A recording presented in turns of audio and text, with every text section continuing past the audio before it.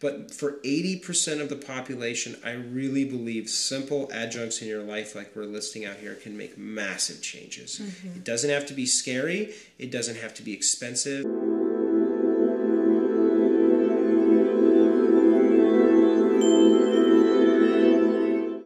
I'm joined today by Dr. Kieran Kuykendall, and we're going to be discussing depression.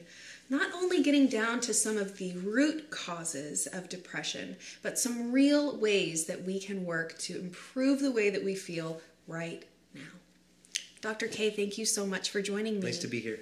So you have worked with a lot of different patients, and certainly depression is, would you say, a common ailment? Huge one, huge. A huge one? So what are some of the things that you've seen most successful in helping people to really tackle that depression? Sure. Well, depression is a multifaceted thing. It's a complicated thing, and so we want to try to simplify it. But like we spoke a little bit earlier about how oxygen and glucose causes an imbalance. Every time your oxygen plummets, you're going to feel low. This is why they literally pump casinos full of oxygen. It keeps you alert, keeps you happy, it keeps you gambling. And so if your oxygen levels start to go low, then you're going to suffer more with that. And that's called functional medicine that's incorporating that, because you have to think about function. If a woman is having a very high amount of bleeding during her menstrual cycle, you're bleeding or hemorrhaging oxygen. So that's one thing, is work with hopefully a functional medicine practitioner in your area, or work with somebody on the phone like myself. I do online consultation now, where we can identify that very quickly. That's number one, because if you don't have oxygen, you don't have anything. You know, you're in trouble. And so that's kind of a combination of people aren't breathing deeply, people stress. We're breathing, they call them neck breathers, or breathing up here, and they're not breathing from the diaphragm. We've all known those people, that are very stressed, and so we're not getting enough oxygen. So there's heavy menstruation, but there's also just not breathing well, right? Not taking the time for yourself to actually do some exercise and deep breathe. A lot of people that are in stressed out situations, the first thing they do in the morning when they wake up, the big breath is smoking, and that's the deepest breaths they get throughout the day, which is really kind of scary. It's just all this toxic stuff while you're breathing, That's one thing, is breath. Number two is really stabilizing the glucose, right? Eating more frequently throughout the day, lots of good fats and low carbohydrate kind of diet, more frequently. Right. And then, I think when we talk about depression, there is definitely a big component of depression that is in the mind, in the way that we feel. We have a lack of energy, of motivation, a general kind of negativity. But I think what's so important is to really recognize that there are physiological components within our body that have a direct impact on those things that feel like they're just in our head, or they're just our emotions. Absolutely. Oxygen, controlling the blood glucose levels. What would be some other maybe like nutritional things, or getting enough of the mineral that you need? You can't build a house without hammer and nails, period. So if you have all the lumber you need, you have all the men that you need to build it, but you don't have the nails, which are the minerals. Literally, mineral corticoids, or minerals, are what makes your adrenal or your stress response system function. So number one is minerals, so that it has a lot to do with food, the type of food you're eating, and taking something that is a plant-based, phyto-based nutrient to deliver more minerals. Because even I can't remember what the statistic is, but you literally have to eat something like a couple hundred servings of spinach to equal what we used to get in mineral status back in the 1940s and 50s. And that's from topsoil erosion. So minerals is another big one. And so would you recommend actually that people take a mineral supplement? Yeah, mineral supplementation is a wonderful way to do it, But obviously the best thing is always going to be getting it through your food. Always, always, always first. So something like sea salt, is that a good recommendation? Sea salt is a great way. I love a product called pink salt. You can find it online, and it's Himalayan, it's Hawaiian, and it's Celtic. So it's really like a dark pink. You want lots of rich minerals. Fulvic and humic acid online you can find that sort of thing as a really great way to just load up with minerals. Because they come from deep mineral beds from under the Earth's surface, which is minerals, right? And what happens is we take all of those minerals that are in our standard salt, the table salt, the sodium chloride, and we take phosphorus out. The military uses it for tracer rounds. We take magnesium out for dynamite.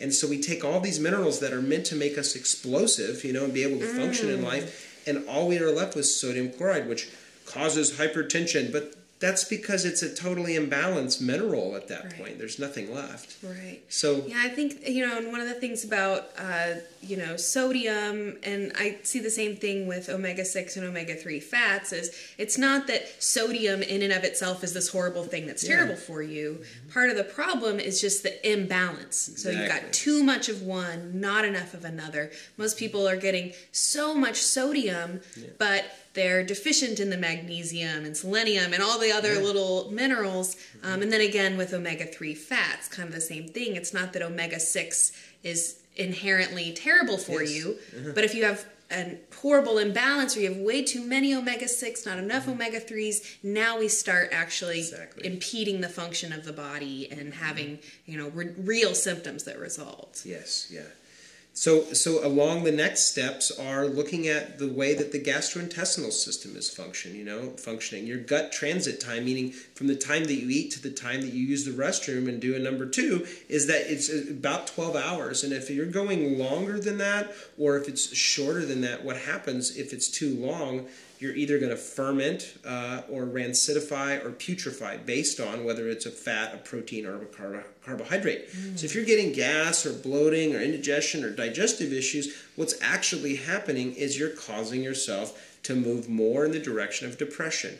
Well, why is that, doctor? That doesn't make sense. Well, the reality is, thanks for asking, is it's the neurotransmitter production in your GI tract is totally affected and totally thrown off cycle if that gut transit time is wrong. And then you end up with infection, which if you have a low-grade infection all day long, what does that feel like? You're like, oh, I'm tired, I don't feel good, you know, and now you're more towards the direction of lethargic. Yeah. So we just need to get that gut transit time, get your water up, get your minerals up, get your body detoxifying, and work with somebody that's good out there that can help you deal with any possible underlying low-grade infections, and voila. It's pretty amazing. And it doesn't have to be complicated. But I do want to say one caveat is I think that's something that's very much missing from the realms of functional medicine and nutrition and detox world is teaching people and allowing people to actually know that it's okay to feel this way. That you are the sky, you're not the clouds, you know? And these things moving through your experience of your consciousness, I'm happy, I'm sad, I'm depressed, you know, I'm anxious. These are all passing clouds. And we've never seen an imperfect cloud. A cloud is a cloud, even if it's crazy and big and angry, or if it's this tiny little, you know, elephant-looking cloud in the sky.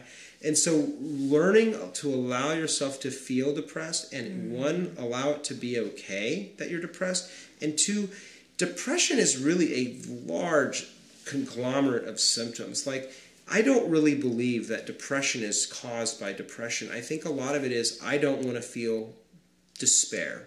I don't want to feel little. My mom left and died too early, so I feel angry, you know, at my family or at God or the system. Or all of those things add up to depressed. And what our system has created is, well, here's a medication, which is really important for some people that need it at those key times. It's not your first caveat, and it certainly shouldn't be the last thing that you should be doing. Right. And, you know, so many of those antidepressant type drugs, you know, the biggest problem that I see is that it's kind of like you're going to start this drug and you're going to be on this for the rest of your life. It's not a medicine that you take to cure something or heal something and then you're going to recover and you stop taking it. These are going to become kind of maintenance medications, and you're going to take this for the rest of your life. Well, these medications are not tested for people who take them their entire life. in conjunction with the other drugs they're taking. You know, it's a dangerous thing to take on for a long-term thing. People need a real solution to have that long-term benefit. And like you said, I think, you know, in a short term, certain cases, they can definitely be helpful in helping people get out of that rut so that they can start to address those issues. But in terms of a long-term solution, those antidepressants just really don't offer that. Yeah, we just need to be looking deeper and offering people greater and deeper service, because the trouble with putting somebody on any type of medication long-term is then it starts to cause more and more backup, or basically it blocks the ability of your body to eliminate and detoxify. And after seeing 40,000 patient visits, I can assure you that a lot of our issue today is really blocked detoxification pathway systems. And I can speak from experience. I've been there in the trenches myself. I was so depressed when I was younger because I was so sick and so ill. I was suicidal to the point where I literally had a gun to my head at the age of 17, 18 years of age, and severe anxiety, severe depression. And the reality for me was I went to a practitioner that understood these concepts that we're talking about around functional medicine, nutrition, and getting to the core of why people are really sick in the first place. And my life just totally turned around in a matter of weeks. Now, some people are more complicated because they have really severe infections like underlying viruses, or they have other really serious things like metal toxicity and severe things going on. Those are more complicated cases. But for 80% of the population, I really believe simple adjuncts in your life like we're listing out here can make massive changes. It doesn't have to be scary, it doesn't have to be expensive, and it really should be fun and easy. We should make this process fun and easy for people. Yeah. You know, so one of the things that I see a lot is, you know, when you are working with someone that is feeling depressed, you know, a lot of the recommendations that we would make, like get more sleep, find some kind of physical activity to get you moving, improve your diet. A lot of times for somebody who's really feeling depressed, where do they get the motivation to eat healthier? Where do they get the motivation to start doing yoga or something? Can you speak to that at all? You know? One of the things is like about the way that I approach both myself and I approach the individual patient is everybody is individual and everybody's different. And that's why it's really important to work with a specific practitioner that knows what the heck they're talking about on this thing, because it may not be just the nutrition that you need to be taking or the supplements or whatever to actually get people up and moving. Like a lot of times their key thing is deep despair, deep anger, deep frustration. My very dear friend in Indonesia almost recently killed himself because he was so deeply, profoundly depressed. And there's some, and we've talked about it in other videos, and it's part of his major story. So I love promoting that for him because it's been a huge awakening for him and the people around him. But what really helped unlock him was really dealing with the deeper emotional stuff. Which I was really honored to coach him through, is feeling completely, totally rejected by his father, you know, and feeling deeply, profoundly. So for him as an individual, that was the thing. We didn't even use supplementation because he lives in Indonesia, which you can't even buy a probiotic there, which is, you know, it's a tough place to get nutrition in and out of, or whatever you need. But do they also have like less processed foods, maybe, or do they still? To some degree. I mean, to some degree, but it's a very poor country, so you eat what you can get, you know. But what happened was it really changed him, and now he's empowered, and now he's doing coaching work, and you know, like, he's bringing other people up, and we never used a pharmaceutical. We never even used a natural healthcare approach. With him, it was specifically dealing with pain and anger and anguish. And that's not going to a psychotherapist and just talking about your problems. It's actually, what can you do in your own life to create a new way of being for yourself? And it's a powerful way of unlocking people. Yeah. Well, and I think that really kind of, you know, gets down to the crux of the issue, which is that the real cure, you know, is to discover what truly fulfills you, what truly is going to give you that feeling of meaning or purpose, fulfillment, however you want to say it, that kind of answers that feeling of despair. You know, we think about these questions like, why are we here? What's the point? What's the point of all this pain? You know, we live in this horrible world. And I we'll admit, this world is full of pain and trauma and very horrible, horrible things. And so it is almost very easy to spiral into that kind of pit of despair, you could say, wondering what is the point of all of this, and why, is it worth it? Yeah. Is it worth it to deal with all of these painful emotions? And so that calls upon this very important question, which is, what is it that truly fulfills you? Absolutely. What is it that really makes you happy, makes you want to wake up each day? And then on those days where it feels like everything is going wrong, nothing is going right, everything is terrible, what gives you that motivation to say, you know what, I'm going to push through this day because tomorrow is going to be better, because my life is worth living. Yeah, and not even having to push through. When I work with somebody now, what I help them recognize is that these are emotional states. These is your consciousness. You could literally look at this flower bouquet and say, that is the most disgusting thing I've ever seen in my life, and experience it as ugly and terrible and atrocious, and I can't even believe that you made this. Or we could actually view this as, this is the most amazing thing that you made. You spent the time to actually get the flowers together and put them in this pot, and all these flowers are actually manufactured overseas, and then somebody wove them together. It's really amazing. Or you could experience it as just a flower pot, And so all three of those are true. It just depends on your lens, and helping people widen back and look at their consciousness of how they're experiencing, and actually asking, what is the medicine, or what is it in myself that this anger and despair about my father who doesn't love me, and it's his fault, and that's why I'm depressed, is really looking at yourself in the mirror. Well, actually, what is this allowing you? What is it teaching you? Well, it's teaching me to learn forgiveness. Yeah. So now we're shifting the conversation. So now we can actually take people out of this stuff very quickly, very easy. And then you're empowered. You get to pick up your sword and say, onward, because you're actually excited to help other people in this. And this is what I believe the human journey is supposed to be about. It's not supposed to be about lab tests and vitamins or drugs. It's deeper than that. It's the human journey. And then we're having fun again, and then we're like, well, wait, what are we talking about? We were talking about depression, right? And we have to go back to, so we can make it fun and easy that way. And that's really important, why the conversation is, and it's my goal to teach other healthcare practitioners how to also do this with their clients. Right. And, I think that when you mentioned forgiveness, that strikes a chord with me, because it really, whether it is harboring, resent or anger at someone else, or what is quite frequent at ourselves, that we either feel blame or shame, or there's just all of these different emotions, and you can't take a pill. Nope. To make those go away. That'll never go away with a pill. You can't take a pill to change the way that you feel about yourself.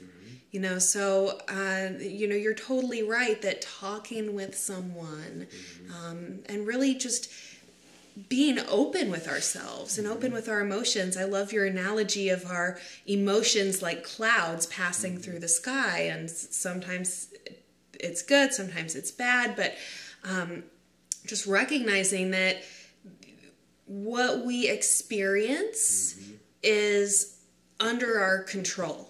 Yes. And it's not like a little switch that you flip. Oh, you just got to flip the switch and you won't be depressed anymore. Yeah. But even though it's not as simple as that, you do have control, and you do have the power. And we can address these different issues from the physiological side, from the emotional side, all those different things, and show that there is hope for people. And there can be recovery from depression, if you want to call it that. But that we all have this potential to be truly happy and fulfilled. And that's why we're here, and that's why it's what it's all about, is about enjoying it. And so that's the number one thing, I think, is just really self-love. Self-love. But people are like, how do I get there? And so that's where the conversation begins. And you can you could have this conversation with a friend or a buddy or your mother, but really having somebody that's trained to actually walk you through a process, not to treat or fix depression. That's never the concept. It's just to really find out what is the big core meaning and big missing piece for you in your own life. And then when it clicks, it's like you forget that you even dealt with that. It's pretty amazing. And then combine that with nutrition and functional medicine, you get some exciting stuff. I mean, I have people that are literally paralyzed. One lady, before I left the current practice I am, because I'm going to start traveling the world, blind, and she said, I want you to remember that these things are going on, and now you've actually worked with my autistic son. He's walking and talking again, and I've started women's groups, and I'm empowering women in my local community, and so that is the secret sauce. That's why I love doing what I do. Yeah. It's not about fixing and treating. It's like activating humans to be more powerful. That's what makes me happy. Or I wouldn't do this because it's a lot of work. Yeah, definitely. Yeah. Well, Dr. K, thank you so much for sharing this information here with us today. Yeah, thank you. Enjoyed it. And thank you so much for watching.